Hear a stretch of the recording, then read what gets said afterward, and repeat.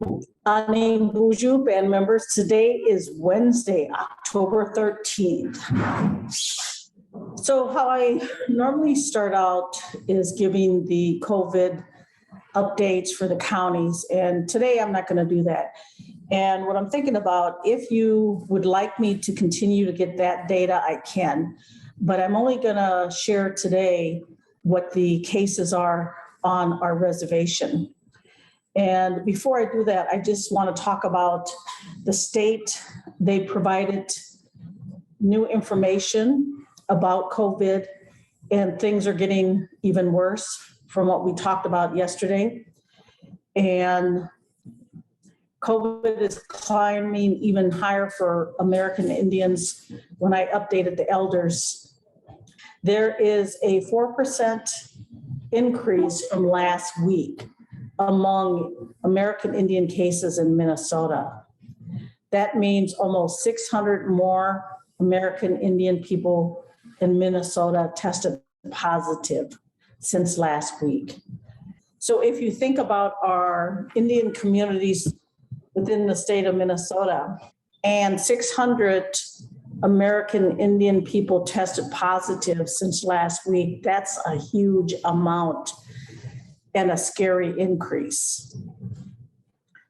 Mille Lacs Reservation band member cases, District 1 and District 2A, 159. That means we have one new case.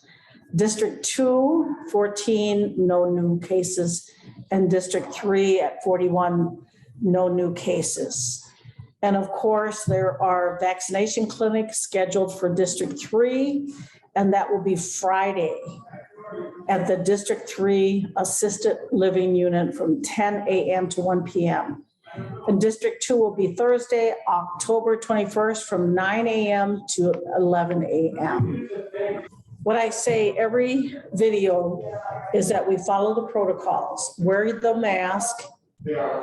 If you haven't had a vaccine, please consider getting one.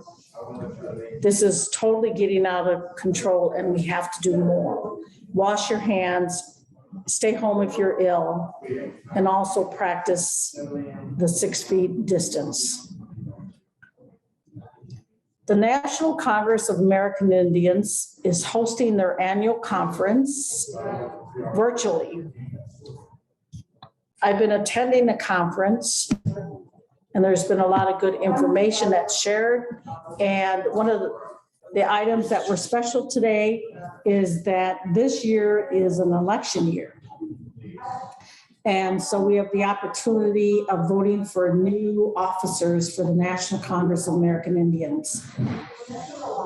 And so today I nominated Mark McCarroll, and he's the chairman of the Lucino Band for the position of first vice president of National Congress of American Indians.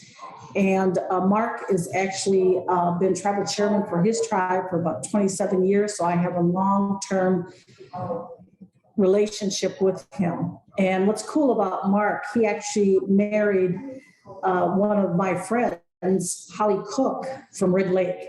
So there is connections. And I know they come up to the Red Lake Fair every year, and it's good to see him on occasion. Hopefully Mark is successful.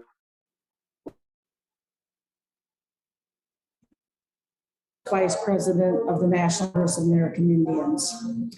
Also within that organization, we have regions. Our region is called the Midwest region. And so we elected Rebecca Crook Stratton of Shakopee as our area vice president.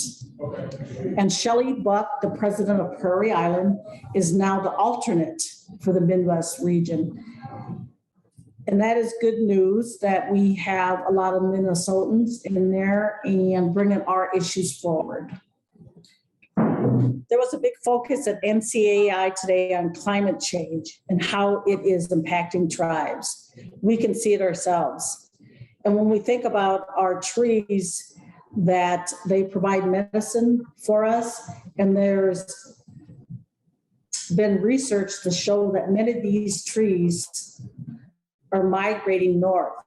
That is really weird to think that a lot of the trees that we have will no longer grow in our area, but be more up north. So I think it's very important, and that was the message at the National Congress of American Indians today, is that we need to really fight climate change and have an impact. I did want to give a shout out to Bernita Churchill. She's District 3 band member, and her title is Tribal Relations Outreach Director. And she worked for the National Congress of American Indians and has worked for them for many years. And so it's always good to see her at our Midwest caucus, and she always makes sure that we stay on task. So with that, I would like to say good day, and I will talk to you soon. Miigwech.